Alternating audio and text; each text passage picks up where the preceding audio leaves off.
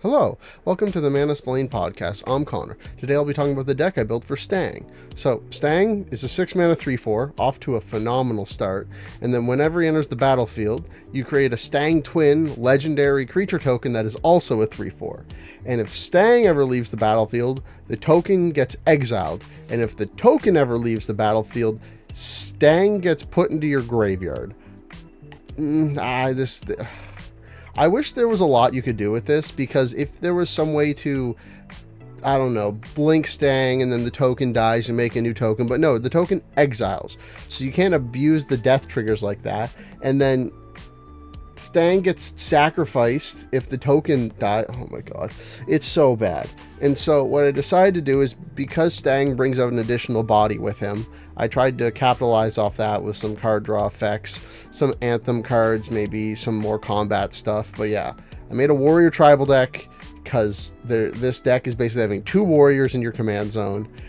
I don't know. There's not much else I could think about doing with this guy because he is atrocious. So don't forget to like, subscribe, and comment. It really helps with the channel growth, and I love talking with you guys down in the comments after these videos go up. So let's jump into the deck list. So for the deck breakdown, we have 30 theme cards, which are all of the warriors, 7 tokens cards, which all make warrior tokens to help go with the theme, 12 Anthem cards, and that helps get our warriors more able to attack and deal combat damage, because this is an aggressive deck in that way, 1 synergy card because it cares about warriors, and then 2 protection cards. Our commander's not good. Our commander is actually quite bad. So we don't want to protect it. We don't really need to protect it. And the thing is, even if we protect the commander and the token dies, then our commander dies. Or if we protect the token, then our commander dies, then the token dies. So you would need 2 different protection pieces in order to actually protect both of them, which is just asking way too much, considering they're just 3/4s without any other abilities. So yeah, these not great, but hopefully with all the other warriors in the deck and the Anthem and tokens, you can get in for damage with all the other cards. And then to fill out the rest of the deck, we have 11 draw cards, 16 ramp cards, 10 removal, 1 board wipe, and 36 lands. And this is just to help keep the deck consistent. The draw and the ramp really can help you keep committing creatures to the board, and so that you can go in for big damage and really help pressure your opponents.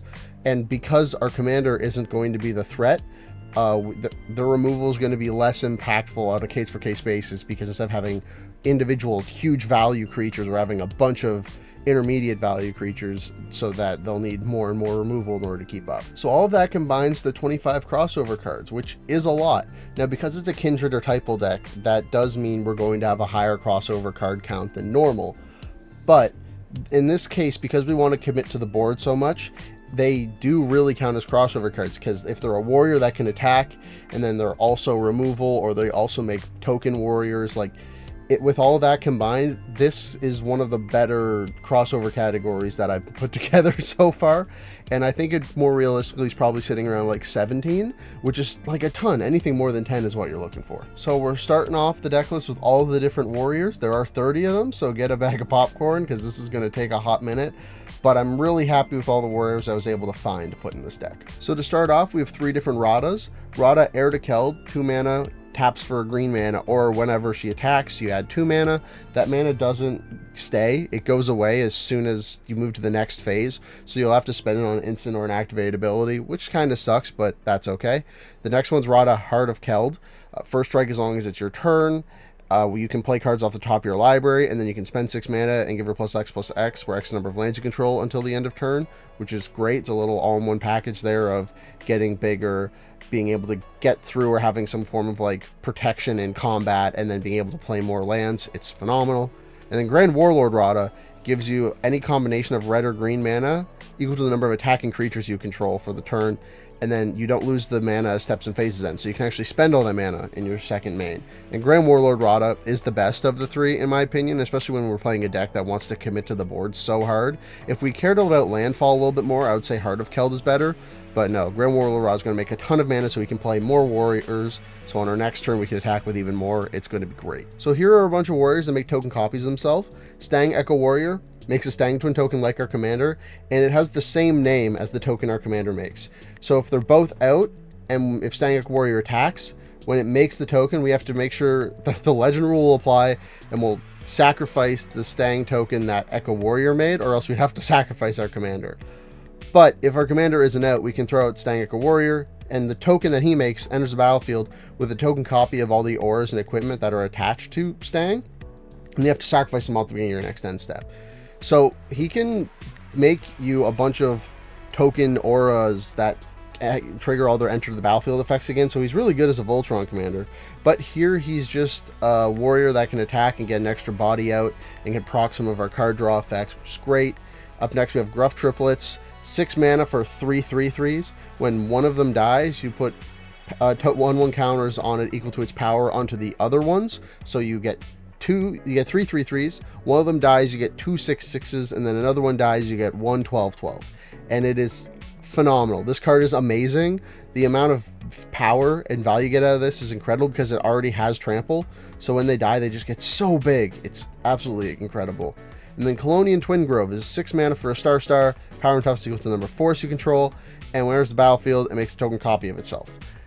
Again, all these cards, I just kind of threw them in here for the flavor of our commander does it, so I wanted some other cards that made twins as well. So up next, we have a bunch of warriors that make more warriors, but it's repeatable instead of like a one-time thing, and they stick around. So Imperious Perfect, pay a green, tap it, make a 1/1 green elf warrior creature token, makes a bunch of chump blockers, which is great.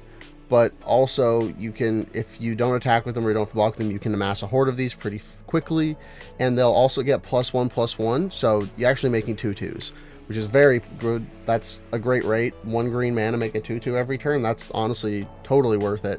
And these 2/2s, again, they make great chump blockers, they make a great attackers once you get a horde of them, which is phenomenal.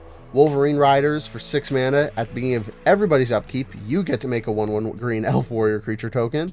And when another elf enters the battlefield under control, you gain life equal to its toughness. So basically at the beginning of everyone's upkeep, you make a 1/1 and gain a life, which is absolutely incredible.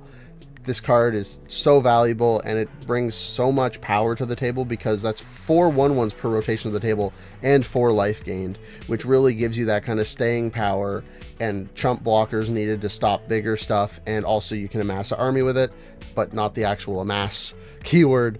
Wolverine Riders is fantastic. And then an old face is back, Jadit Ojenin. You might recognize him from his card in Legends that's blue and white. Don't know why he got color shifted, but that's besides the point.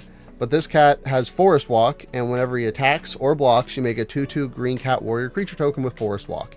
If someone has Forest out, this card can just absolutely hose one player because you attack with this guy, you deal 5, and it's unblockable. Make a 2/2 with Forest Walk. Next turn you hit them for 7, then you can hit them for 9, then you hit it for 11, and you'll just kill them so fast. It's kind of incredible.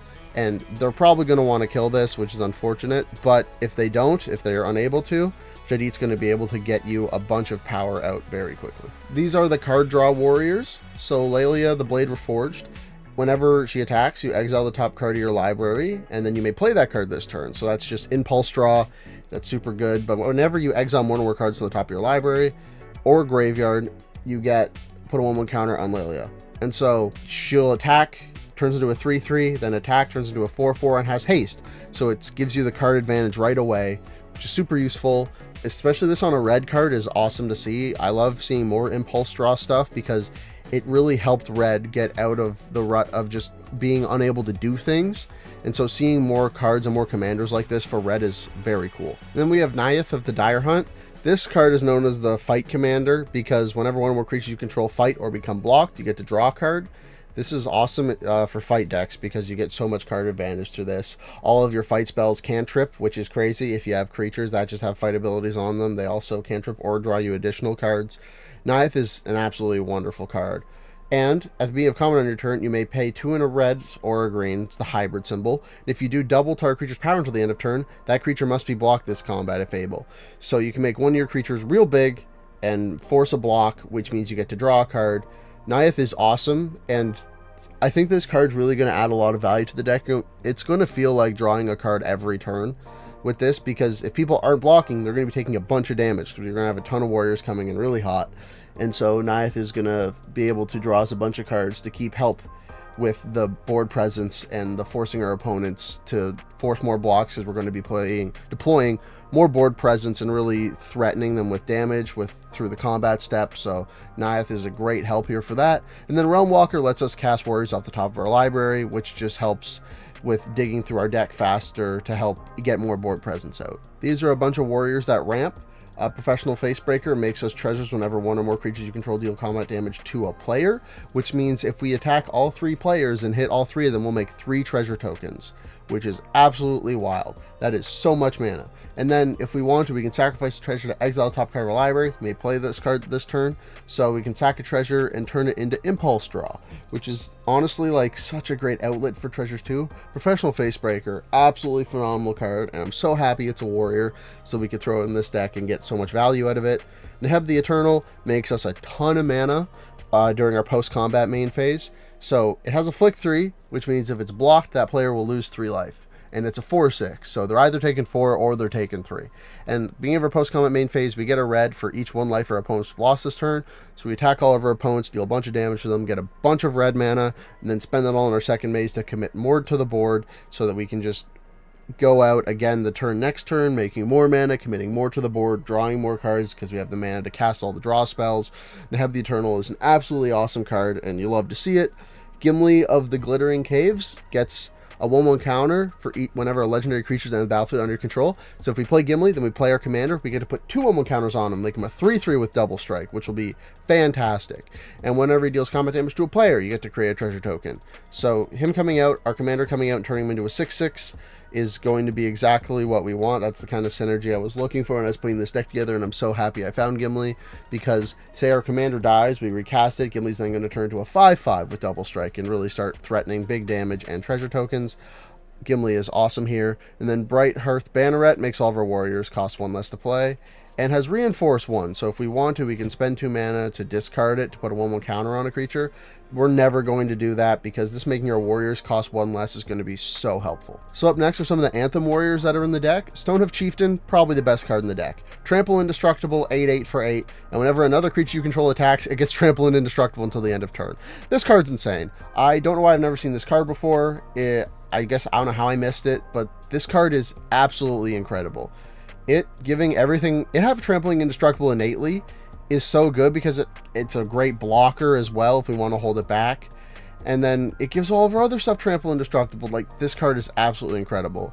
And then we have Kienra, Charioteer, and Archetype of Aggression, both 3 mana, and they give our creatures trample, but Archetype of Aggression also makes our opponent's creatures lose trample. That won't come up extremely often, but when it does, it's going to feel great. And then Frontier Warmonger, whenever one or more creatures attack one of your opponents or a planeswalker they control, those creatures gain menace until the end of turn. So our warriors are going to get menace, and then our opponent's creatures, when attacking each other, are going to get menace, which is going to be awesome. Up next are the Evasion warriors. So Boldweir Intimidator. You can spend a red mana, and target creature becomes a coward until the end of turn. And cowards can't block warriors. So if someone has say someone has an Atraxa out, Giant Vigilance, Lifelink, Death Touch, Flying Defender, we can just pay 1 red mana, turn it into a coward, and now it can't block any of our warriors. Boldweir Intimidator, I've always been wanting to put him into a deck because I think this card is awesome. I've just never been able to, because his ability to make something a warrior for 3 mana is very expensive. But being able to just chuck him in a Kindred or a Typal deck for warriors like this, giving 1 red mana to make specific creatures unable to block our stuff, is so good. It's very useful for stuff when the opponents have pesky Death Touch blockers or big life linkers, stuff like that. Boulder Intimidator can just get that stuff out of the way so we can really hit face, which is amazing. And then Champion of Lamholt, creatures with power less than Champion of Lamholt's power can't block creatures you control, and whenever another creature enters the battlefield under control, put a 1/1 counter on Champion of Lamholt. This is crazy. We're going to have so many warriors entering the battlefield all the time, making Champion of Lamholt huge, so that none of our opponent's creatures are going to be able to block, so that we can always hit face. Champion is an insanely powerful card. Oh my god, this card is ridiculous. These are the Anthem warriors that give power boosts. So Ogre Battle Driver gives +2/+2 in haste to a creature whenever it enters the battlefield under your control, which that's absolutely amazing. The haste is great, so you can attack that turn, and the power boost lets you deal a little bit extra damage, which is great to see. General Marhault Elsdragon. So General Marhault Elsdragon, or he's just called Marhault Elsdragon, is originally from Legends. I built a deck on him a while ago, and he had Rampage, which the way Rampage works is for every creature blocking beyond the first, you'll get a power boost. So they just took that and made it better. And made General Marhault L's Dragon. So this one, whenever any of your creatures becomes blocked, it gets +3/+3 until the end of turn for each creature blocking it. So someone puts 2 creatures in front of your guy, he'll get +6/+6. So basically, if your opponent's going to want to block your stuff profitably, their creatures are going to have to be bigger than 3, which is insane. General Marhault, I kind of want to build a deck around him. I don't know what I would put in there. Probably some double strike trampling stuff like that. That makes it really hard for my opponents to block. But yeah, this card is absolutely amazing and makes it so hard for opponents to block us, which is great. Railway Brawler, whenever another creature enters the battlefield under your control, put X +1/+1 counters on it, where X is its power, and we can plot this. So we can spend 4 mana and put it into exile, and then on a later turn as a sorcery we can cast it for free. It's already a 5/5 with reach and trample, so it makes a great blocker, great attacker, and the fact that it pumps all of our other stuff like that is absolutely amazing. And then finally we have Bramblewood Paragon. Each other warrior creature you control comes into play with additional 1/1 counter on it, so that's great, just getting everybody a little bit bigger. But also says each creature you control with a 1/1 counter on it has trample.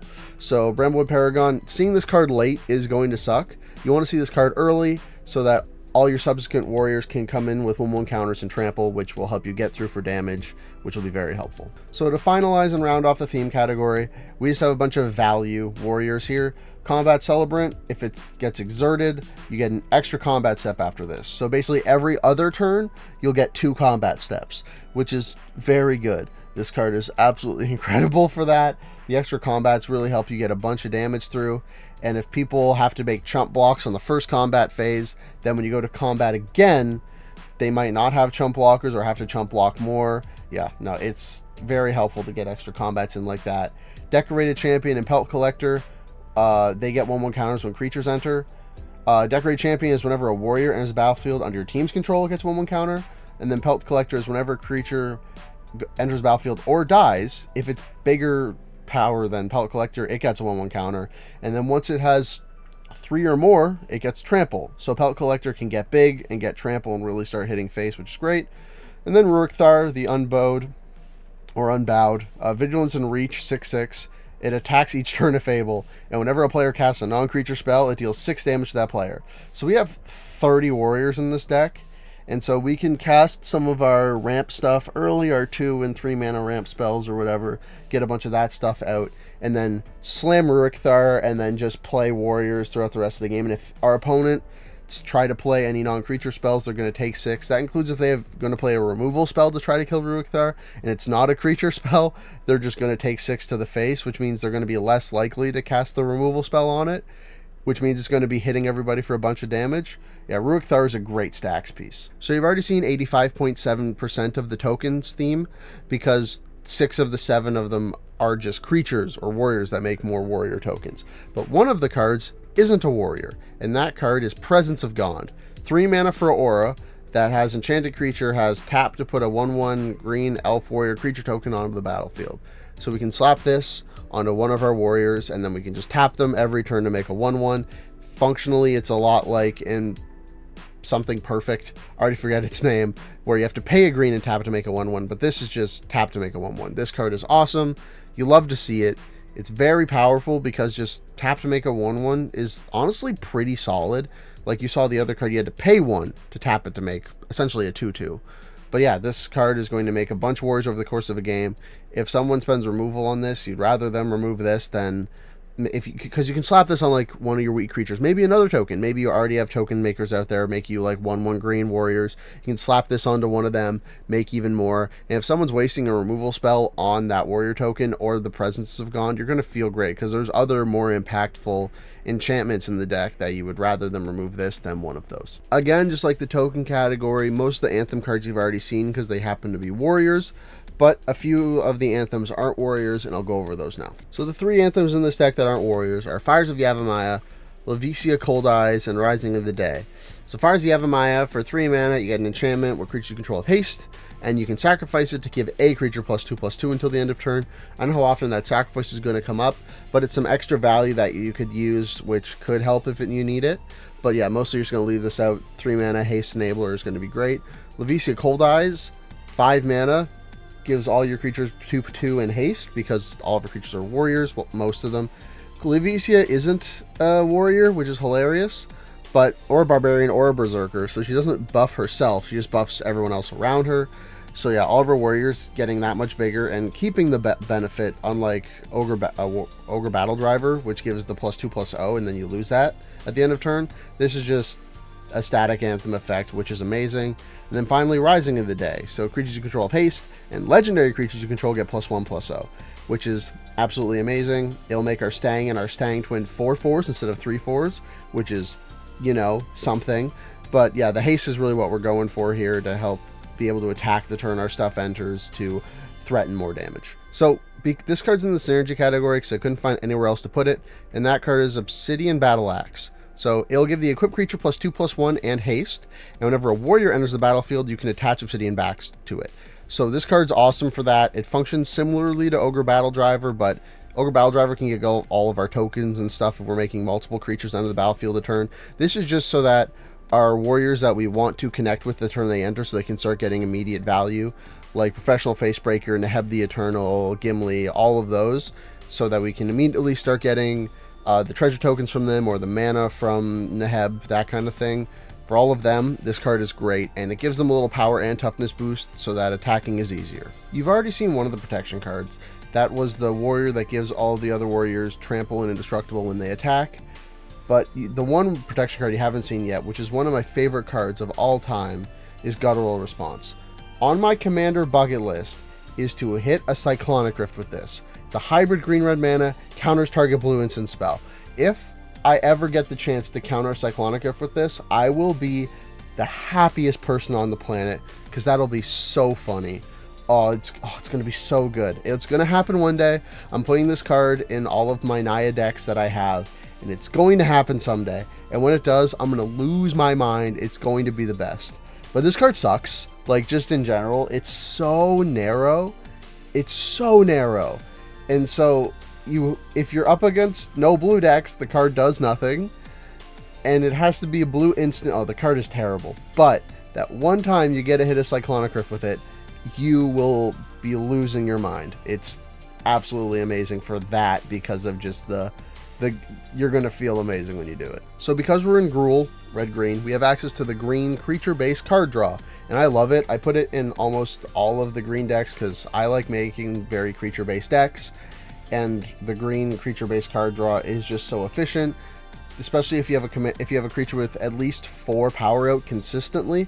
Cards like Return of the Wild Speaker, Soul's Majesty, and Rishkar's Expertise, that's kind of the floor. You want them to be at least 4 cards, because a Harmonize is 4 mana, draw 3 cards. So it needs to be more than 3 because they're more expensive than Harmonize. You want them to be like 6 or 7, but floor is definitely the floor. And then you can go up from there. Also, we have cards like Elemental Bond, that whenever our creatures with power 3 or greater enter the battlefield, we get to draw cards. Effects like that, they really help just gaining more card draw. They turn a lot of our creatures into cantrips so that we can get more creatures out and flood the board. That just helps smooth out our game plan and help our deck just run more efficiently. So all along the top row there, they all basically say if a creature power 3 or greater enters the battlefield under your control, you can draw a card. But tribute to the World Tree, if the creature is less than 3 power, you put 2/1/1 counters on it. So 2/2s become 4/4s and 1/1s become 3/3s. Tribute to the World Tree is awesome here because if we're making those 1/1 warrior creature tokens, they'll get 2/1/1 counters on them, making them a lot bigger and a lot more dangerous, which is great to see. And then we have Guardian Project, which is whenever a non-token creature enters battlefield under your control, if it doesn't have the same name as another creature you control or a creature card in your graveyard, draw a card. So this is 4 mana whenever any of our non-token warriors enter the battlefield, we draw a card, which is absolutely amazing. That's such solid card advantage. And then finally, Vanquisher's Banner. So when it enters the battlefield, we're going to choose Warrior. It gives all of our warriors +1/+1, and whenever you cast a creature spell of the chosen type, draw a card. This card's absolutely incredible. The card draw is definitely what matters here more than the Anthem part, but it's still just a phenomenal card. And then lastly here, we have Harmonize and Shamanic Revelation. I know I talked earlier about Soul's Majesty and stuff, but this deck can't really consistently get at least 4 power out. Our commander's only a 3/4. A lot of the other stuff are like 3/3s or 1/1 warrior elf creature tokens. But we're going to be making a bunch of creatures, so Shamanic Revelation will draw a card for each creature you control. And our commander is already a 3/4, so we get to gain 8 life off just our commander having the 4 toughness out, which is great. And then Harmonize again, pay 4, draw 3 cards. Absolutely great. I love it in green card because we're gonna have the mana be able to support a card that's honestly not that great. 4 mana, 3 cards is not a great rate, but again, because of the amount of ramp and the amount of lands we're gonna have out, you're okay paying that for that. And then Horn of the Mark. Whenever 2 or more creatures you control attack a player, look at the top 5 cards of your library. You may reveal a creature card from among them, put it into your hand, put the rest of the bottom of your library in a random order. So this, we can just attack with our warriors to get more warriors, to attack with more warriors to get more warriors. And this is a player, so we could, if we have 2 creatures attacking each player, we get to do this 3 times, which is an insane amount of card advantage. So I wanted to put in some more interesting ramp cards that would synergize with our commander a bit better, not the typical Cultivate, Kadama's Reach, Ranger's Pass, Skyshroud Claim that I normally run. I wanted to keep the 2 mana ramp stuff because that's just so efficient, it's hard to not run that. But I knew there were some cards that would care about us having 2 different bodies out because normally your commander is only 1.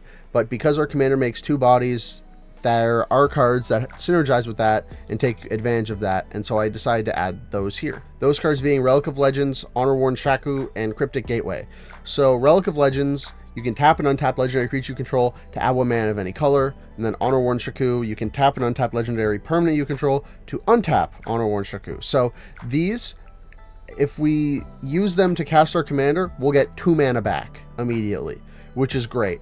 And then the next turn later, we can spend these plus our commander. Like, that's 3 mana for a 3 mana artifact. That's insane value. Of course, you're spending 6 mana to get your legendary commander out with an additional legendary token, but the amount of value you can pull out of that with the Onward Shaku and Relic of Legends is great. And then finally, Cryptic Gateway. You can tap 2 untapped creatures you control, and then you can put a creature card from your hand that shares a creature type with each creature tapped this way onto the battlefield.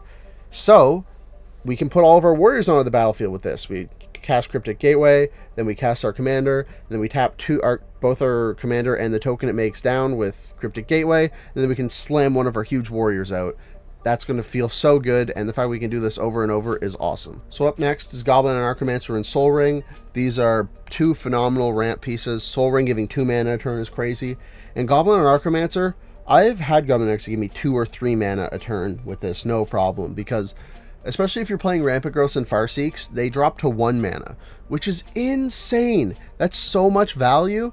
And then if you're using it on a Into the North or Nature's Lore or 3 Visits, Nature's Lore and 3 Visits can bring a forest out untapped.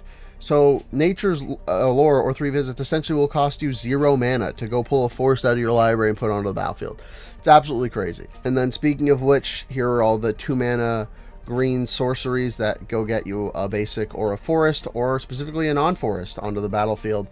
All these cards are great, and because Into the North's in the deck, we are running snow basics. So the removal for this deck is pretty bog standard for Gruul, a lot of artifact and enchantment removal. Of course you have Beast Within because it's a ridiculous card that's totally out of band. But also because we're in red, we do have some damage to be able to remove some creatures, which is helpful, that green normally can't do. Green needs like fight effects to remove creatures, so having some red spells that can just deal straight damage and not have to worry about our creatures dying from a fight effect, it's good to have. So up first are the 3 strongest removal spells in the deck. Atrax's Fall can hit an artifact, battle, enchantment, or creature with flying. The ability to destroy a creature with flying for 2 mana is absolutely insane.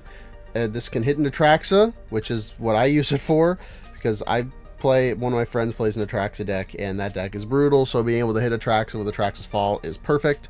Hull Breach for 2 mana can destroy an artifact and an enchantment, which 2 mana, 2 for 1 is just a ridiculous rate.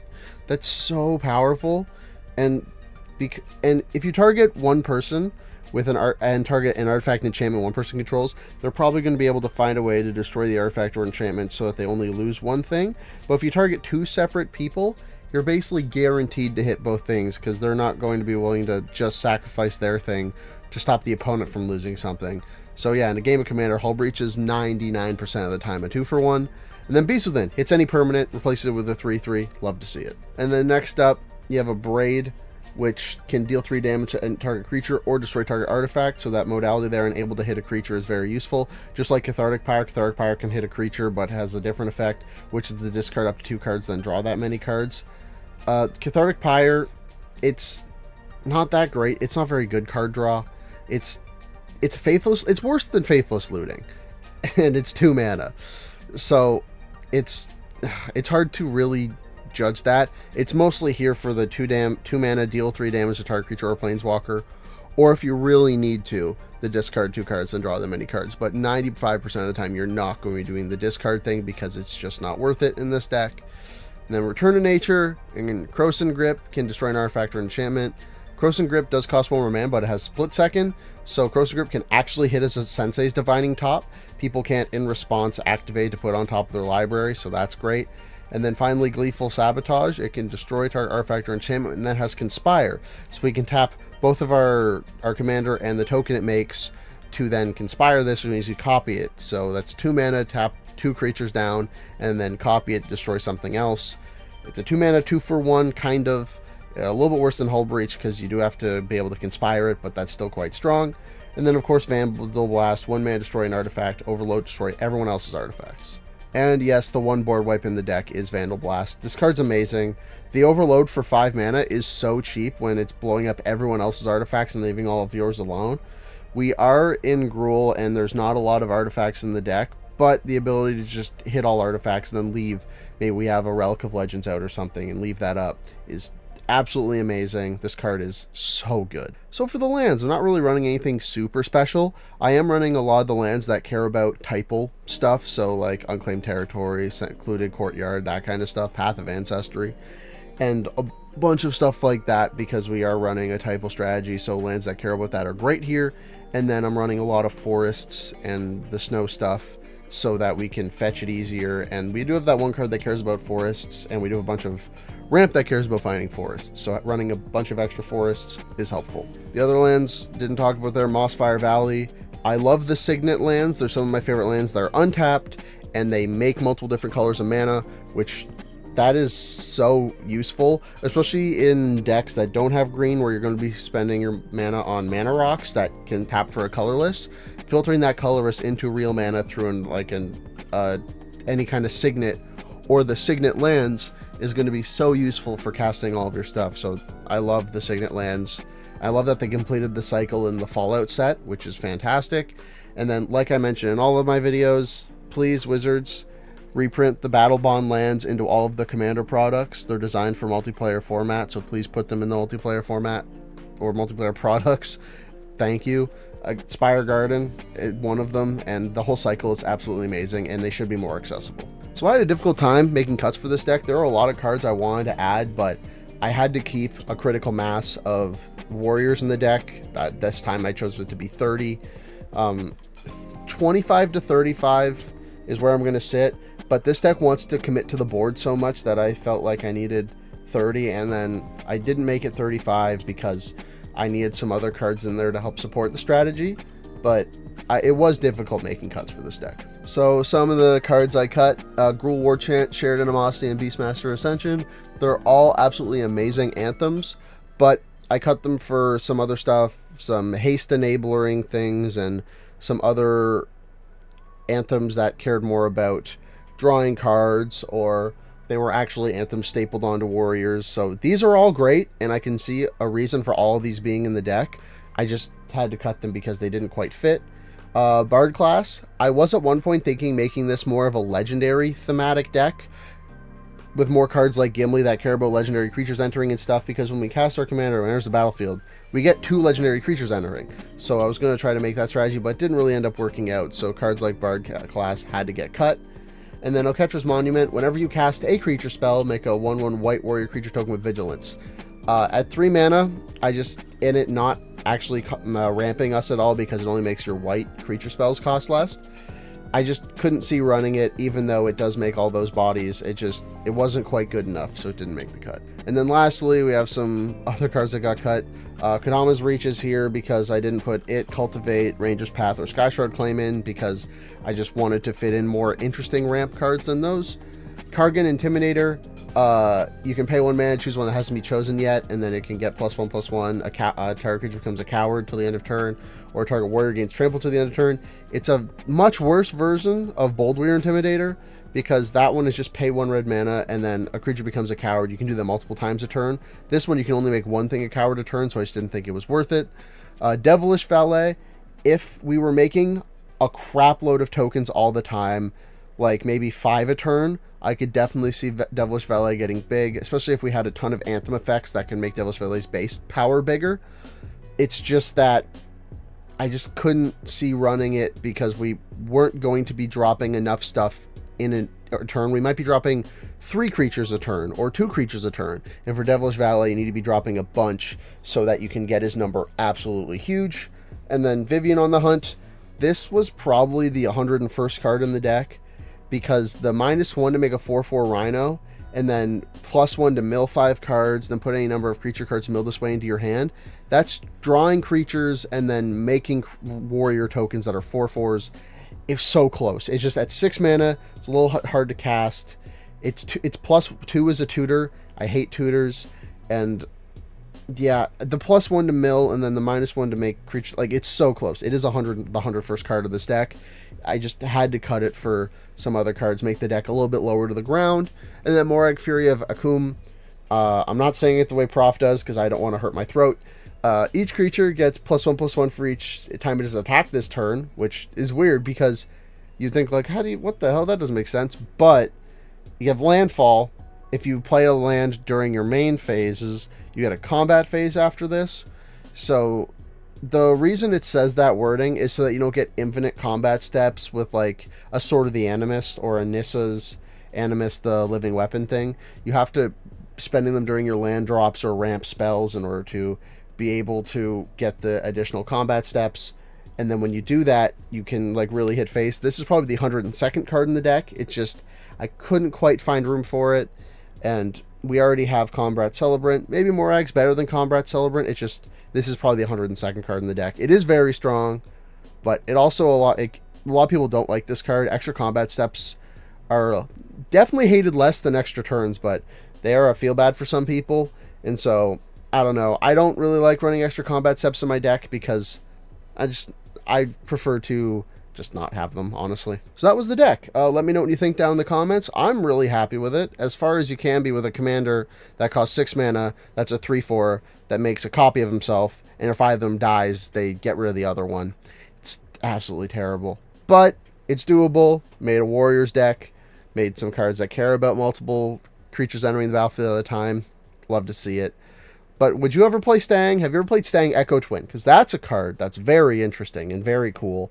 That card's whole like decks you can throw together for it are great. Unlike OG Stangg. OG Stangg is just But yeah, let me know if you've ever played OG Stangg or if you've ever run him in any decks. These are all my socials.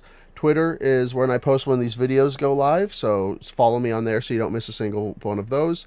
TikTok, I'll eventually start making for TikTok and Reddit, and then Architect and Moxfield, where all these deck lists live. So thank you so much for watching, and as always, get building, splainers.